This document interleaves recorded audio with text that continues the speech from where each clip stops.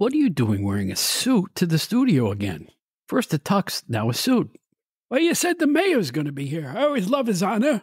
Got to pay his respects to the mayor, you young punk. Well, no, it's not the mayor. Not the mayor of a town. It's Mayor McCall from one of the hottest new wrestling podcasts. Mayor McCall? Mayor McCall, did he play center field for the Phillies? No, that's not him. He's a wrestling expert. Wrestling? It's the outdated wrestling hour.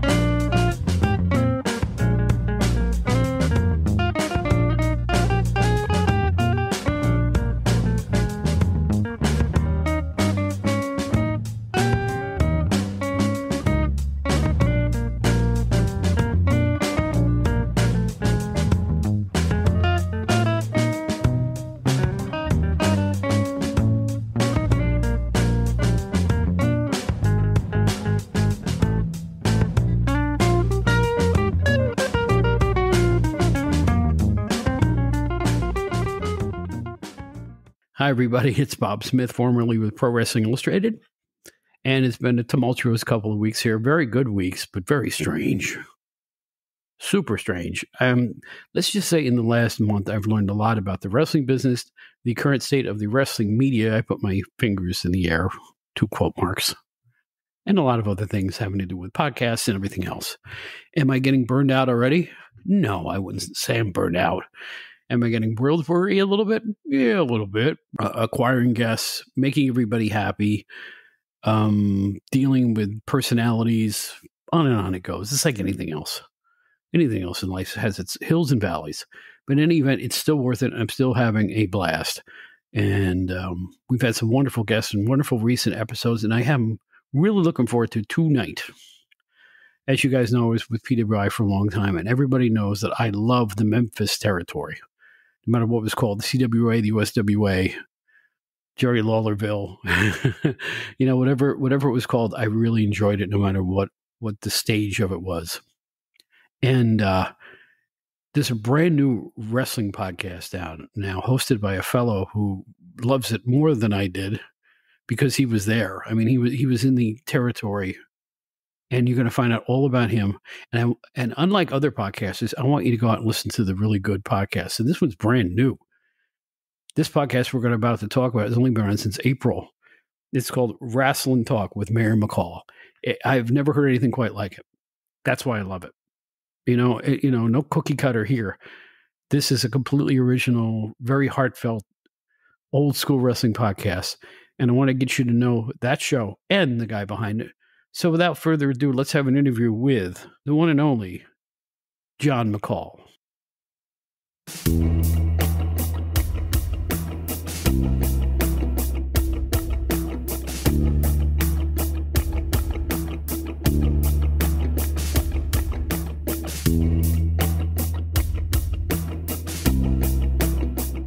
I've been looking forward to this because thanks to the magic of social media. I've made a new friend lately, and he happened to have started a podcast, and I think his first edition was either in late March, early April, and I went, wow.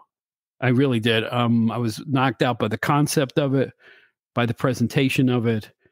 The podcast is called Wrasslin Talk with Mayor McCall, and here is the mayor himself, John McCall. Hello, welcome. Hey, Bob, how are you doing today? Thank you.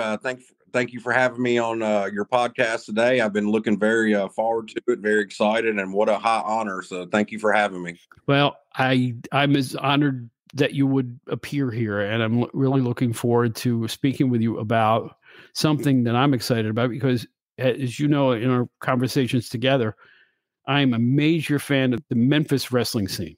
I back when I was with PWI, it was between about 1988 and 1995, and I used to get the Memphis tapes. Memphis instantly became the favorite wrestling television program I ever saw.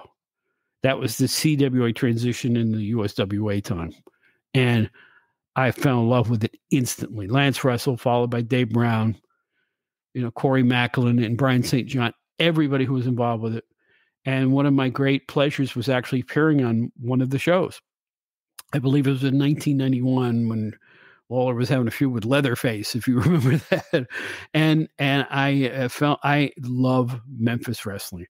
So tell us your history, why you're doing the show. Just talk about anything you want about Memphis and why you started the podcast. Well, I'd received a phone call from one of my oldest friends in the world. His name is Matt. And he said, "Man, have you ever thought about starting a podcast?" And I was like, "No, I hadn't." I was like, what the hell would I talk about?" And he said, "Man, talk about your favorite thing. Talk about wrestling." And so I didn't really, I don't know, Bob. I didn't think too much of it, and I just, I kind of just, I guess, kind of dismissed it. But I can't say for sure, but it was either the next day or the day after that. I just woke up and I said, "Hey, you know what? Life is short, and we've got one life to live, and let's make it count. And let's do something fun. Let's do something meaningful." And I just got it in my head from that point on, just to start a wrestling podcast. And I thought to myself, I'm like, okay, well, what I want to narrow this down, and what I want to talk about and focus on. And it hit me out of nowhere like a ton of bricks. Like, okay, Memphis wrestling. I've been a part of Memphis wrestling, since my early childhood, being 8 or 9 years old, watching it every Saturday morning. Going, my dad taking me to the appearances and things around town, and going to the Coliseum, the Pipkin Building, and just those guys would be. So that's where I started at. You mentioned the Pipkin Building. When I visited Memphis, they were running out of there at that point. And I kind of missed out on the Mid-South Coliseum. I don't know why they left the Mid-South. I think they went back to it after that. It was around 91 when I went there. But I remember the Pipkin Building. I really do. And that's pretty cool too, because our first ever guest was downtown Bruno, WWE Harvey Wimpleman. And that's something I learned when he was on the show. We talked to him, and he was actually in charge of the Pipkin Building. That was his baby. He was the manager over that. Amazing. I did not know that. Although I know at the time when I visited Memphis that downtown Bruno was living basically with Jerry Lawler in another house that was on Jerry's property. Oh, wow. Very cool. Yeah. At that very time. And I had no idea. I said, "He really?" He said, "Yeah, that's where he's been living for a couple of years." Obviously he's done a lot better since then. Right. But he deserved it too. He's a talented guy. And from what I understand, a really cool fella. I want to back up for a minute if I can too, though. You talked about your appearance in '91 on USWA wrestling, and that was very cool. You're right. You were part of the Leatherface angle there, and if I'm not mistaken, you were there to present a picture to Jerry Lawler, a picture of himself, Sam Bass, which was his manager that was killed in a car wreck in 1976. And Jim White as well. So that was a really cool picture that you were there to present to the king. Yeah, and Leatherface ran out and caused havoc. It was just a little nice interview. I was thrilled. The history of just being on that TV show was just overwhelming to me. I was knees knocking because I love that show. I absolutely never missed an episode of that program.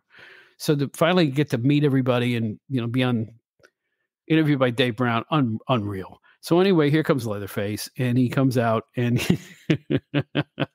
I listen. I'm not cool, I love Memphis wrestling, but the monster angles used to get to me a little bit. So anyway, Leatherface comes out, he saws the desk, the announcer's desk. If you saw the tape, you've seen this. And then he took the end of his chainsaw and kind of smashed the glass on the front of the photo and ripped right through the photo. Right, absolutely. And I made a boo-boo with my company because that was the only copy of the photo we had. Uh-oh. It was. I understand that photo was really a publicity photo that they used back in the day, and they were more common than I thought, but it was in our photo file, and I wrecked the photo. I was supposed to bring it back to I swear to God, this is true. I was supposed to bring it back to the office. So in any event, that was the angle, but Jerry got a nightstick from the attendant there at the studio and kind of ran Leatherface off when his chainsaw stopped working. Thankfully.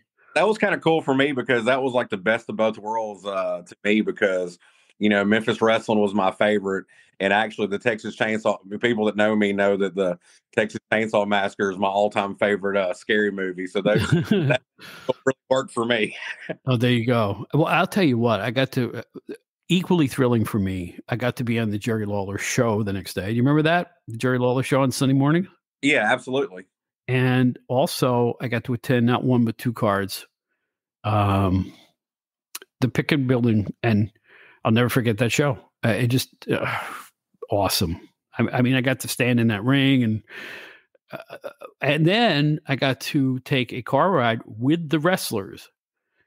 And does it sound like, did they promote in West Memphis, Arkansas? Yeah, they promoted all around.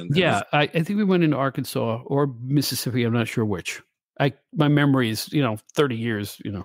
But we went to one of the other cities and saw another show there, and they had such a great roster at that point. Tony Anthony and the Dirty White Girl, Bill Dundee, Eric Embry had the book, Tojo Yamamoto, Dr. Tom Pritchard, Chris Candido, on and on it went. The tag team champions at the time were Jeff Jarrett and Robert Fuller.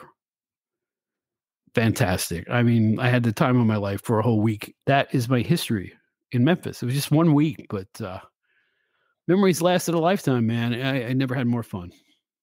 I could have ran into you as a kid and had no idea who you are, because I remember being at that that Pipkin Building show with Leatherface there, because one of the things I visually remember is that actually when he came out there, the chainsaw had no chain on it. I mean, of course, they're running it with gas and all, but I guess to not hurt anybody or legality purposes or something, the actual chainsaw had no chain on it. Well, you know what I didn't understand, in all seriousness? They ran that angle when I was there. I guess I don't remember if they ran that angle after or before the shows I saw, because the main event of the Pipkin Building was Lawler against Pritchard. Leatherface wasn't on either show. So I'm trying to figure out how that all worked out in the history of, when the match between Lawler and Leatherface took place. I don't remember, but I do remember that the main event was Tom Pritchard, Dr. Tom, against Jerry Lawler. So I'm a little confused in my mental, I can't figure out why that was what I saw when they were promoting Leatherface so heavily.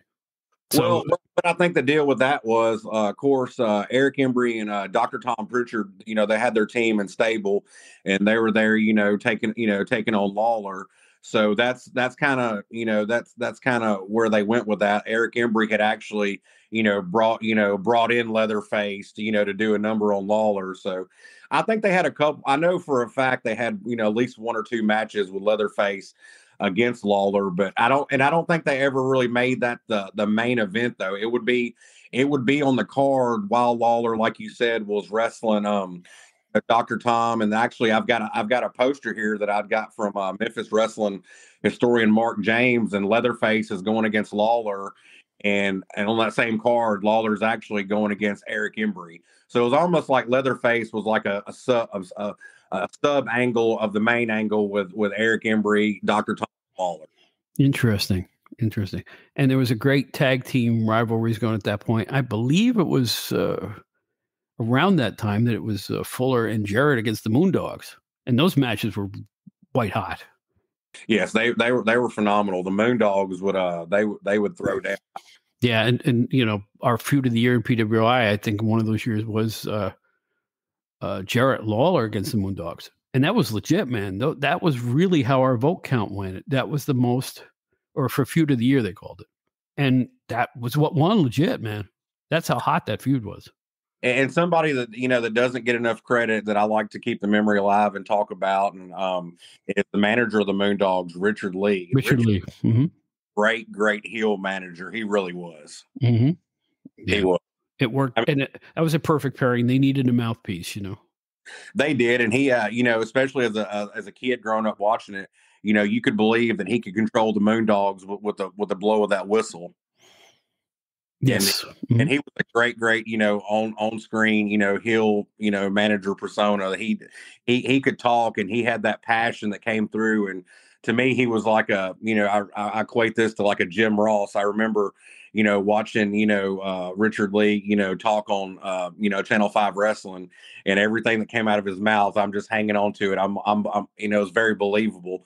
I'm like, oh yeah, he really does hate, Jerry Lawler and Jeff Jarrett and referee Frank Morrell. He thinks they're some stinking cheaters. Well, I got to tell you, that version of the Moondogs, if they weren't hardcore, they were an inch away from it. Because the TV matches against jobbers, they would absolutely wreck the guys and beat them over the back with chairs to the point where they were covered with welts. I'm sure you remember that. Well, and we talked about the journey I'm on with the podcast and with the show, and also talking to different people and doing my homework and research and seeing different articles and reports out there. A lot of guys did not like working with the Moondogs. I mean, what you saw on TV is kind of what you got. I mean, they were known as being very rough, very stiff, and I'm not going to say any names, but there's been some Memphis wrestlers out there that's been quoted as saying that they didn't like working with the Moondogs just because they thought they were just reckless, and just not as careful as they should have been. So I think it's like you used to see hear the guys talking about like showing up for TV and looking at your name on the card and seeing you're wrestling the Road Warriors and like, oh hell no, not tonight. For the different parts of the territory, when you get there and see you're wrestling the Moondogs, you're like, oh, who did I piss off tonight? Why do we got to wrestle the Moondogs? Yeah, I get that. I do. Well, behind every rough angle is a promoter. I'm sure, Mr. Jarrett and Eric, who, by the way, I have nothing but major admiration for Eric Embry. I thought he did an incredible job both in Memphis and in Texas. He deserves more plaudits for the work he did in both areas. He really was unique, and he really did put out some really excellent programs. He really did. I had the pleasure of having about a 10-minute phone call with him about 3 weeks ago, and I really enjoyed talking to Eric. He told me some cool stuff and some cool stories, and I was thankful and honored that I got to talk to Eric Embry. Well, that was one. I'll tell you what. There's two people I got to talk to extensively when I was in Memphis. One was Eric. It was just kind of, as the show was winding down, I had my notebook with me and I was writing stuff down. And he's sitting across, this little locker room area, and he goes, "Hey, handsome, how you doing?" I said, "Great. This has been a great show." And he said, "Come on over." And we talked wrestling psychology for like 20 minutes. It was awesome. He talked to me about the fight that Memphis had in, gaining eyeballs because, everything it was a WWF expansion. They didn't want to be known as number 2 in Memphis. They wanted to be number 1. And it was always kind of a struggle at that point because, WWF was encroaching all the time.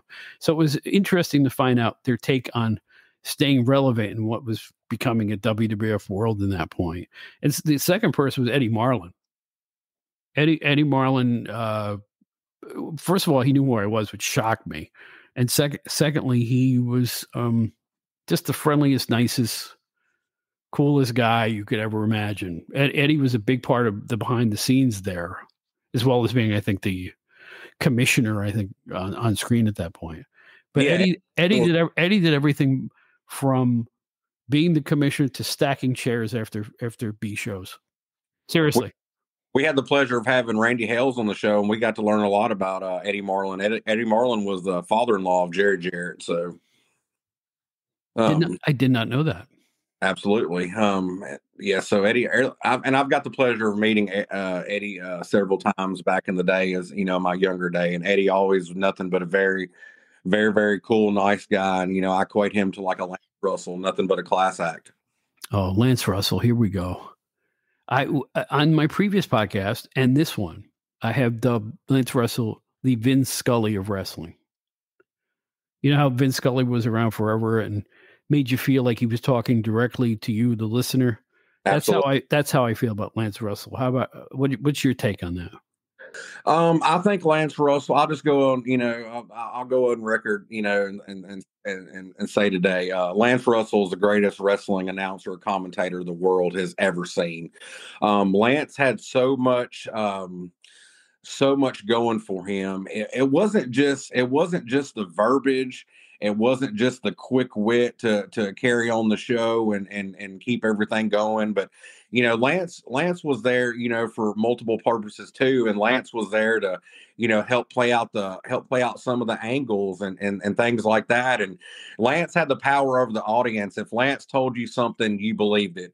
If a Lance a voucher, stood up for a guy, you stood up for him too. If Lance didn't like the guy, you didn't like the guy either. Lance was the king also of using, his mannerisms and some of his looks just to sell some of those angles. And my something that will be instilled in my mind for the rest of my life, and I think he should have won an Oscar for this, would be something that sticks in my mind was the Tommy Rich and Eddie Gilbert angle, where they'd come out there and went back and forth, and Tommy Rich had attacked Eddie Gilbert. Eddie Gilbert's a bloody mess, and Eddie comes back out there and says, hey Tommy, I've seen the error of my ways. I was wrong. It's been my fault. I want to make up. I want to get our team back together. And of course, Tommy went for it or whatever. So as they're walking out of the studio, the camera cuts to Lance, and actually Eddie Gilbert had hit Tommy Rich with a steel chair, but the camera did not go to that scene first. The camera cuts over to Lance Russell, and I will never forget, Lance Russell looks like he had just legit lost his mother or like a family member or something. Like the wind had been knocked out of him. It was just, I will always remember that image of Lance just looking so lost, when Eddie Gilbert, reattacks, Tommy after everyone thought they had made up and everything was going to be okay. And Lance just, to me, that made it so believable for the look on Lance's face. And I'll never forget that. People say, well, wrestling's a work or whatever verbiage they use. Lance Russell never worked anybody. Lance Russell told the truth, everything that ever came out of his mouth. That's why people loved him, because he wasn't trying to put stuff over on the fans. He was talking directly to them all the time. And what came out of his mouth was how he felt. Legit. And he wasn't feigning outrage. He was outraged. When he got outraged on this show, he was really mad or disappointed or disgusted, whatever it may be. He wasn't faking it. Right. Do you agree with that take on things, or? Yeah, absolutely. Lance could make you feel, what he was, feeling on the inside, and just looking, you look at it totally different as you get a little bit older, or you just look at past footage. I mean, Lance was just, you never, watching it as a kid or just growing up, you're like, okay, Lance and Dave are the announcers. Everybody plays their part. You got the wrestlers, the referee, the audience, the backstage people, and Lance and Dave, they're just the announcers. But no, they, looking back, Lance and Dave were just an integral piece of that puzzle, and they made everything, just come together. And speaking of Lance Russell, I had a big honor and pleasure this past week. Shane Russell was one of our guests, and he actually came to town and took him and Willie B and I, we met for lunch and got to spend some time with Shane this week. So that was really, really cool. Oh, that's excellent. That's great. And let me ask you a question about that period we were just talking about. Kind of out of nowhere, Lance left Memphis to join WCW. Correct. Or NWA, whatever it was called at that point. I know it shocked a lot of people, but I know it was kind of an offer that Lance couldn't refuse. Right. He just couldn't. I mean, it made financial sense. It probably set him for the rest of his life, He had to go. What was the reaction from the Memphis wrestling fans when that happened? Well, of course it was, heartbreaking or whatever. Especially to a lot of the older fans, that, the wrestling here in Memphis started on Channel 13, then had moved over to, Channel 5. But no, just like, Jerry Lawler and Jackie Fargo and Tojo Yamamoto and those guys. I mean, they, when you thought of Memphis wrestling, you thought of those guys. And when you thought of Lance Russell, you thought of Memphis wrestling. It's like, losing, losing one of the family members, or I maybe equate it to this. Like say if you're a big fan of the TV program like the A Team, you had the group, and one of them leaves to go do something else. It's just it's not the same anymore. It's not the original group. So yeah, they made the transition. Dave Brown and Corey Macklin, they did fine. And they were a great announced team. It's just Lance was a staple here, and he was a true class act and a Southern legend, and people were very sad about losing Lance. But I think people also understood. I think it was one of those things too where they didn't want Lance to be held back either, because like you talked about the financial aspect of Lance going to the WCW at that time, or the NWA, or whatever you want to call it. It was a good financial move, but also the world, the world didn't know Lance Russell. Everybody in this this area and territory knew Lance. But I'm sure people were excited too to see Lance go on a bigger stage, to showcase, who he really was and get more exposure. So people, could see the big deal about Lance Russell and what everybody here in Memphis saw. Well, the one thing that disappointed me about the way that the NWA used Lance, they put him on one of the syndicated shows, and that was just about it. And I think he deserved a bigger role than that personally. Absolutely. We had talked to Shane about that, and it just didn't, things didn't pan out or turn out like they were, that they should have. Lance wasn't used in the right capacity. And I think that's just, that's the bottom line. Lance just wasn't used in the right capacity. I agree with that totally. But I do want to give a shout out and applause to Dave Brown too. Dave was great. Dave was really good. Again, another guy who wasn't, soft opening. He wasn't acting. He was who he was. And, he was a legitimate journalist who just happened to love wrestling, and it showed on every show he did. And I was the biggest fan of Dave Brown too. And I think, and I was too. Dave Brown is just awesome. He was always our local, weatherman here too. So, we depended on Dave for our weather and everything like that. But, I think Dave, he had his own tools. I mean, Dave was very intelligent. Dave was, just an awesome guy. And you take everything that Dave already had, and you pair him with Lance Russell, and Lance Russell being the teacher and Dave Brown being the student. I just think it was like the ultimate, combination. I don't know if you'll ever have two announcers ever in the history of wrestling just to be that good again. And some people might argue with that, but hey, this is, I represent Memphis, Tennessee, and this is what I know and love. And of course, I'm not oblivious to anything else that goes on in, the country, past or present. But, in my book, it's damn hard to beat Lance Russell and Dave Brown. Listen, I'm a New Yorker. Okay. I consider the Memphis Studio Wrestling Show the greatest TV wrestling show of all time, and nothing's even close. I'm serious. It was the most realistic. It had the most rabid fans. It had a feel unlike any other wrestling show you would watch. I mean, if you looked at those stands in the TV studios, you had kids and old people. It was a big part of the city of Memphis. And people loved that show, and they loved those wrestlers, and you could feel it when you walked in there. I've never had that feeling anywhere else I've ever gone. To me, it was the best. Case closed. End of story. I really feel that way. Well, as a young male, the wrestlers were our superhero. Those are comic book and superheroes coming to life.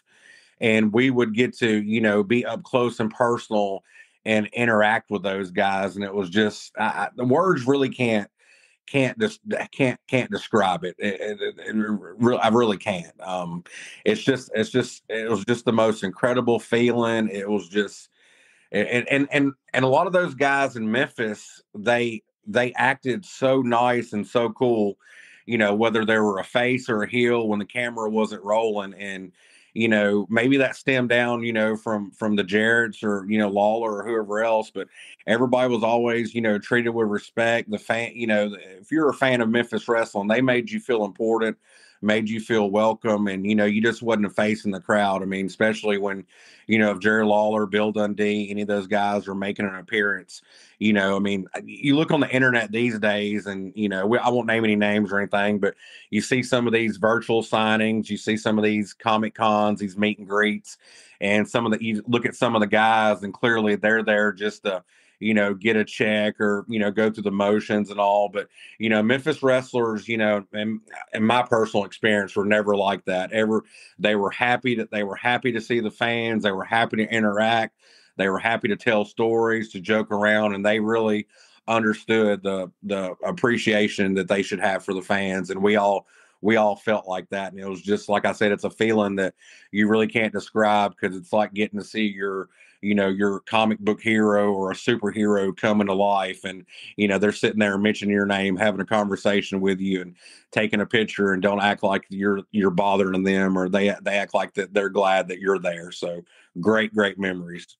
And, let's not forget Mr. Jerry Jarrett too, because, I got to have a nice conversation with him when I went down there. And, these are the people who lived and breathed the sport. And when he died earlier this year, I just winged a show. It wasn't part of my regular Friday lineup. I just recorded a show in tribute to both him and Jerry Lawler, who'd had, his health problem at the same time. And I just kind of let loose on that 20-minute show. I just needed to express how important I thought that Mr. Jarrett's death was, because that's another voice of traditional professional wrestling that we've lost. And every time we lose another one of those voices, it weakens the infrastructure of the sport as a whole. It's these people were really important in teaching wrestling psychology to the younger people. I'm not talking about who they put on a card. I'm talking about teaching the tenets of what makes great professional wrestling, and how to draw people, how to get people to buy tickets, how to do a feud, how to present a TV show. And these people are becoming less and less all the time. And it hurts. So when Mr. Jarrett left us, I really felt it. I'm sure the whole city of Memphis did at that point too. Jerry Jarrett, just aside the fact that, just a great, likable guy, of course, was a, wonderful, booker and promoter. But man, just, a lot of people, might not equate it to that. But if you think about it, Jerry Jarrett wasn't a creative genius to keep those angles and feuds and things going like they did, and having to come up with something every single week on TV, or a new concept, a new draw at the Mid-South Coliseum, and a draw like they did for so long. That's just, to me, that's just a testament of how much Jerry Jarrett was just a creative genius. I mean, I know that, of course, the president has a council and, a cabinet, and other people have, their support system. And I know he had his own support system, but, just Jerry Jarrett was a creative genius. He was. Absolutely agree. And, we've gone this long without even mentioning Jerry Lawler. I mean, what I can't think of another person in a territory who kind of led a territory for as long as he did, kept it going. I mean, Memphis kept going long after most independent territories were gone. Even after the promotion changed hands, and they just kept it going. Jerry Lawler continued to draw people and get people interested in what was going on locally. In addition to him going national, becoming a major star in the WWF. I don't know what to say other than, if he's not listed in the top 5 of all-time wrestling greats, I don't know who should be. Oh, I've said many times on my show, Jerry Lawler is the greatest professional ever. Jerry Lawler is the greatest professional wrestler to ever live. I mean, he's number one in my book. Of course, I'm what I do and where I grew up at, and of course, I'm biased, but I think I have a lot of facts and objectives. I can make that point. I mean, he's just, look how well rounded he is. I mean, he's a great performer. He's a great heel. He's a great face. He's a great booker. He's a great promoter. He's a great commentator. He's a great artist. I mean, he's a great mentor. He's a great teacher. And and furthermore, he's the dad of my favorite professional wrestler ever, Brian Christopher. Okay. That's nice. Listen, I'm still indebted to Jerry for when I did come to Memphis, we spent a lot of time together. And he had no caste system. You know, we had gotten to know each other through some, even when he was working Memphis as the champion in that era, he would work a lot of shows on the East Coast just independently. You know, he always traveled the country. Right. And that's where I got to know him. I think in Philadelphia, I had a lot of conversations with him. We hit it off pretty well. So that's how I got to be on all those TV shows. I said, I'm going to take a wrestling vacation because I wanted to take a week off from, the job. I want to come to Memphis. Can I get passes to cover a couple of shows? He said, well, why don't you just come on TV? It was just like that. It was just that simple. Because we'll run an angle with you. We'll come up with something for you to do. And he didn't have to do that. But that's who Jerry Lawler was. He understood the business. I think he wanted to get a little more publicity in the magazines too.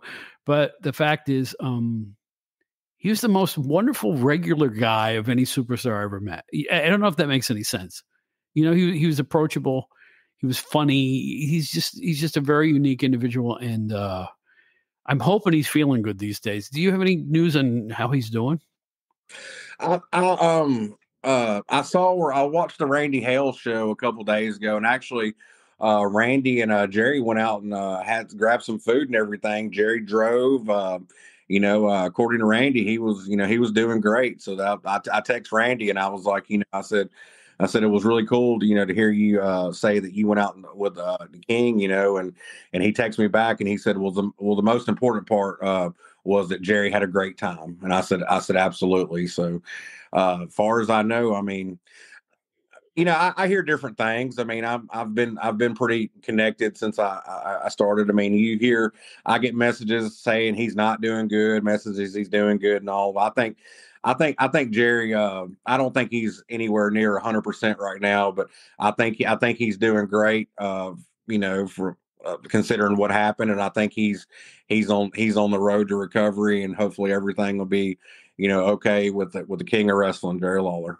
Well, exactly. And, what unnerved me when he got sick, when he had his problem, he had just a couple of weeks ago, maybe less than a month, was on social media saying he was taking part in a match. This is my 53rd year in the ring. And then boom, this news hit. And I'm like, oh man, it's like, knock me for a loop. And because, like you say, all those memories come flooding back. And of course, he had the heart attack on television and all this other problem. So when it's something like this happens, you hope it didn't double down on any health, problems he may have had. But the fact that now he's going out with people and getting involved with things again, it's just very heartening. And I hope it continues. I hope he gets 100% back to normal because, King, we need you, man. We still need you.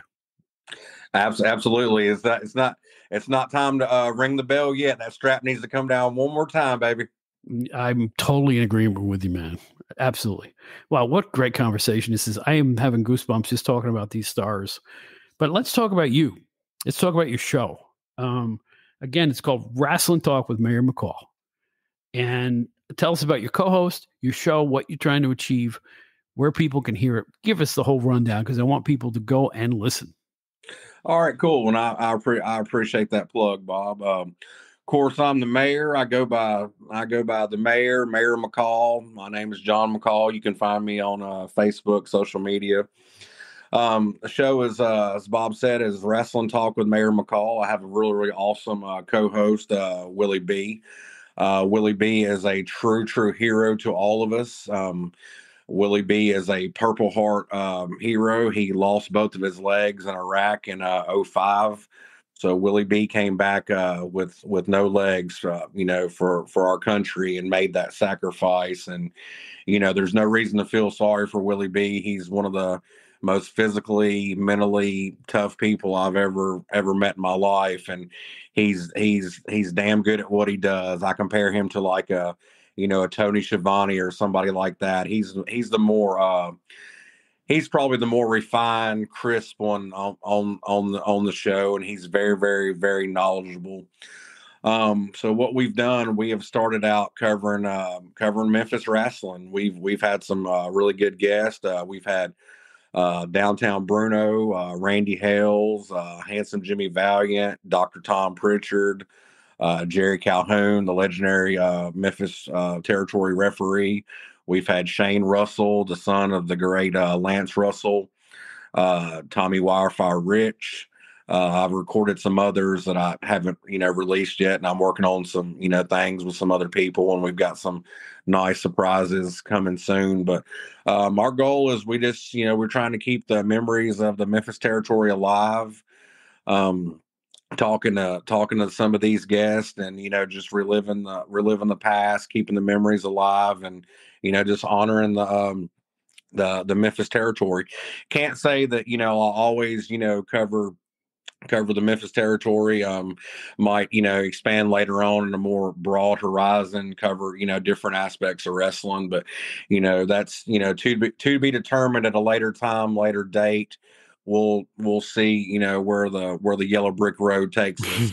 But right now we're covering Memphis, and we're loving it, and there's a lot of stuff left to cover with Memphis. And I think too, though, I was talking to Willie B. I think I want to do some shows without having some concepts, with not every show not having a guest, just talking about different topics, maybe like Jimmy Hart, the First Family, just the Memphis Mafia, that stable, just some different concepts, and honor some of the stars that are no longer with us and stuff like that. So big things in store, and we're excited, and we'll see how everything goes. Well, I'm excited too. I really am, because between the Goulas and Jarrett territories, there is such a long and rich history. Angle after angle, superstar after superstar, everybody passed through Memphis. I mean, everybody did. So you have an opportunity to dig up stuff that I think a lot of people won't know once they hear the podcast. That's a big deal to me, because you know what? That's wrestling tradition. That's wrestling history. That's the best of pro wrestling. And if you focus on some of these things, I'm never going to miss a show. Well, it's funny, and we so appreciate that. You don't know how much that means coming from you, Bob. But you're I don't know if what people think, but in my book, you're a big deal, Bob. And I was totally honored to and to come on this show today. It's funny what you said too, that digging up a lot of things, and people listening might not know some stuff. I mean, the old saying is never get complacent, always keep learning, keep growing. Hell, there's a lot of stuff I didn't know that I discover when I'm doing this research. So it's like, even though I'm digging into the past with things I think I'm very familiar with, or what I know, yeah, I found out that I know some of it, that I'm familiar with some of it, but there's a lot bigger, pieces of the puzzle, and different intricacies that I had no idea about. So it makes it definitely interesting for me. It's not boring one bit, because I'm always discovering or rediscovering something that I didn't know. And that makes it cool and interesting for me, and makes me try to be the best I can be. Well, the reason I was so excited about all this is, I kind of got very lucky to get hired by the company that did PWI. Very lucky. I was a small town sports editor. I mean, that was my last major job before coming into the New York City area. But I happened to be a small town sports editor in the town where Mike Tyson was. Oh, wow. I was Catskill, New York. So I covered a lot of his. I ended up stringing for the Associated Press quotes and stuff like that. And it kind of built my name up a little bit. And then I won an award for an interview I did with Tyson. There is no better resume fodder for a sports magazine than a major journalism award about Mike Tyson when he was hot. Absolutely not. And so I went in, I sent my resume in, I found a 2-line classified ad in the New York Times that they needed a writer/editor, and I could tell who the company was. Didn't say who it was, but since it said RVC, I knew that was Rockville Center. That's where they published, the magazines. So I fluked into it. I was one lucky guy, but I'm even luckier in the fact that I discovered Memphis wrestling right then and there, and had an opportunity to get my fingernails dirty and really get into it. And now somebody like you comes along and is going to do the same thing, looking back on it. Oh, baby, I'm so happy. Well, it means so much to have, your support and all like that. Cause I don't think that, you know, I, I don't think that everybody's probably fond of what I'm doing. I'm the new guy. I just arrived, and and Memphis has such a rich, tradition and things like that. So, Well, but let me jump in. Why would anyone be upset with what you're doing? I don't get it. well, there's just a lot of, I'm not going to really get into a lot of it, but there's a lot of, I don't know what you experienced on your end, having a show and, doing what you do and being a podcaster and all, but there's a lot of jealousy of different people. I mean, different wrestlers can be, different, jealous of each other. You can have, conflicting opinions about different guests you're going to have along the way. Different podcasters are gonna be jealous, things like that. So, you got to take the good with the bad, but I'm gonna keep Mm. I'm gonna do the best I can with it, and and I do this for the fans, and I do this for the boys, to keep these memories alive and keep everything relevant. So, Well, there was an 800-pound gorilla in the room when I started this. Because I was on another podcast that I had just left. The reason I started this podcast is because when I left the other podcast, my email box and my Twitter and my Facebook filled up with people saying, "Where are you? Where'd you go?" Right? That inspired me to start this in January, because it's like, well, if these people really feel that way, give it a shot. It's not like I'm coming in cold. They've heard me before. So I had the opportunity to work with the John and Rizzy podcast, the Pro Wrestling Spotlight. And I figured, why not just parlay that into my own thing? And you know what? It has exceeded my expectations tenfold. And if people don't like it, switch it off. That's my opinion. If you don't want to hear the old school stuff, you don't want to hear us complain once in a while about something stupid that the current wrestling is doing, don't listen. But in the meantime, I have found there is a sub audience of veteran wrestling fans who miss the style, miss the feel, miss their old TV shows, miss their favorite stars. That ain't going away. And you know what? When I do this show, I feel like I'm 50 years younger. I feel like I'm the kid buying the ticket at my local armory to go see professional wrestling, and it feels great. I don't know how you feel when you do the show, but to me, this is like a new lease on life. Oh, I'll give you an interesting fact. What I'm actually doing right now, when I do the show, I'm actually sitting in an actual chair from the Mid-South Coliseum. That's great. I've constructed a studio here. We're all audio and all, but when we're doing this, we definitely have some cool visuals and things like that. So yeah, it takes me back in a place when the world was still good, if that makes sense, without me elaborating on that. I understand you 100%, my friend. 100%. You get to escape that and dive into something that made a lot of people happy. And I don't think that's a bad thing at all.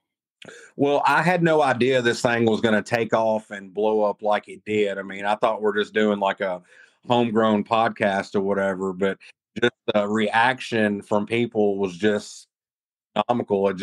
I had no idea that people, still loved, Memphis wrestling and everything like they did. And boy, sure, I was wrong. I didn't gauge that right. I had no idea that we would get the attention or the support that we've had along the way. And it's just been overwhelming. And it's been a beautiful journey, man. And it gets, like you said, it just takes me back to a certain spot in my life, a certain euphoria that I just, that I never want to forget. And it's my happy place, man.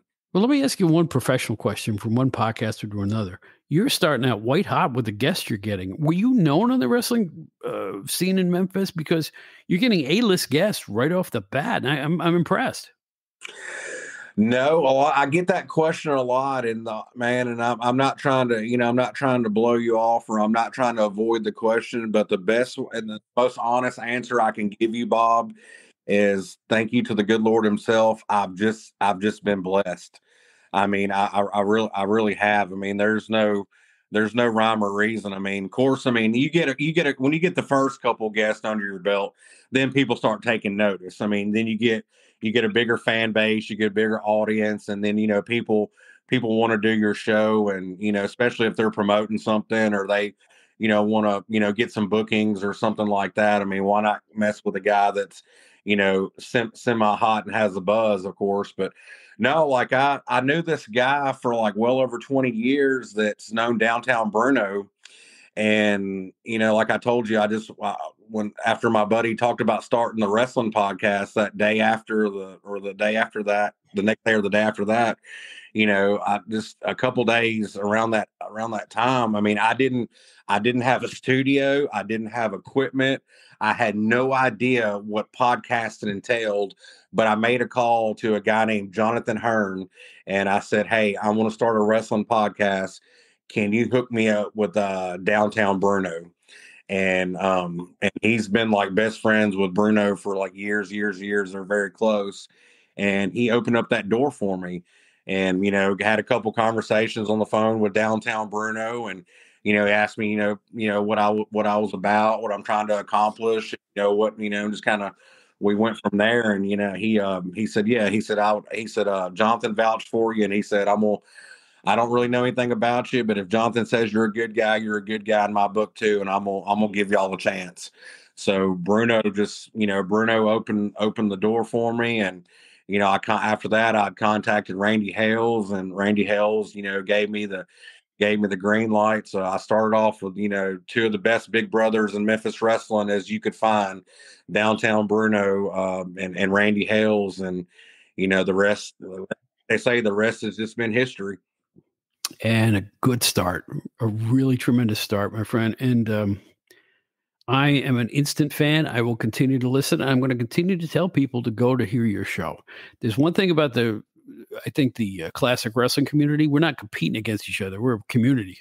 And I think that we need each other to help get the word out, keep this spirit going. And maybe today's promoters will realize what's going on, bubbling under the scene, and go, you know what? Let's look back and see how they did things years ago. Let's emulate what was famous for, 50 years instead of trying to reinvent the wheel every 5 months, So I think that we're doing a public service. That's the way I look at it anyway. Well, I think it's so refreshing for me to hear somebody, say that, because that's the thing. There's, I'm not here to compete with anybody. The only person I compete with is myself. I want to be the best I can be. I want to do the best I can do, and I don't worry about anybody else. And anybody else shouldn't worry about me either, because I'm not here.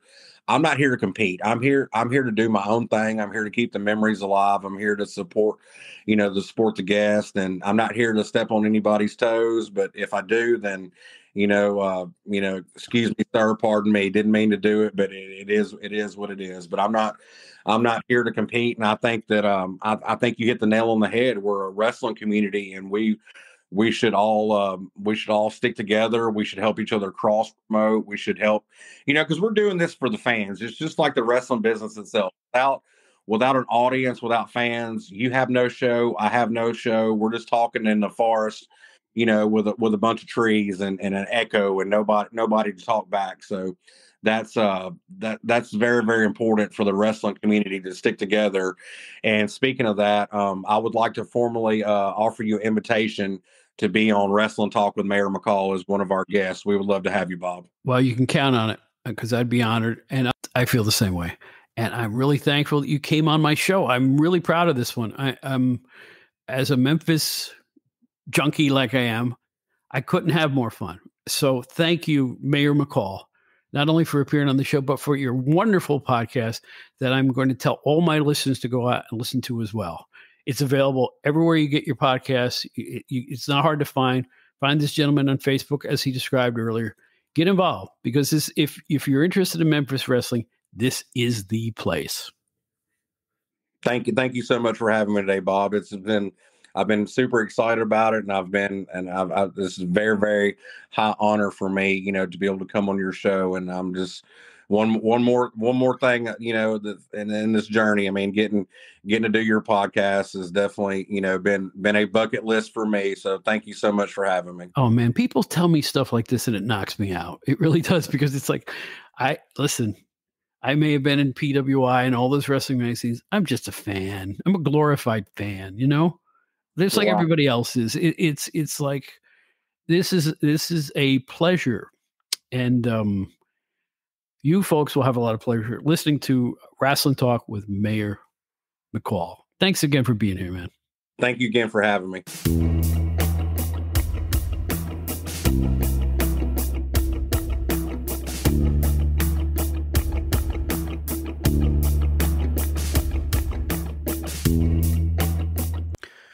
Okay, Outdated Wrestling Hour fans, I think you know the drill by now, don't you?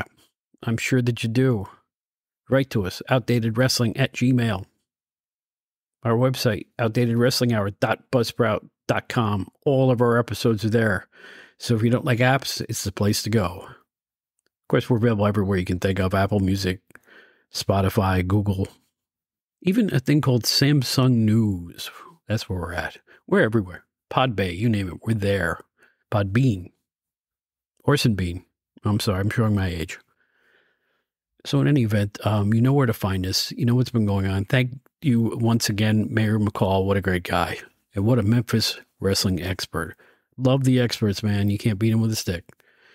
So in any event, I'm heading up the old Moseying Road like the coyote in the Droopy Dog cartoon because I am tired. We have done 4 interviews in 6 days.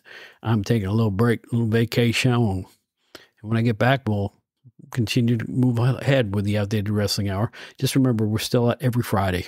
We may change the release date of the shows to Tuesday or Wednesday. I'm not sure yet, but we're pondering it right now just because of personal reasons. In any event, hey, I got an idea. Shh, I got an idea. Listen to me. Do me a little favor, will you? Okay? Unlike today's indie wrestlers and AEW wrestlers, please take care of yourselves, all right?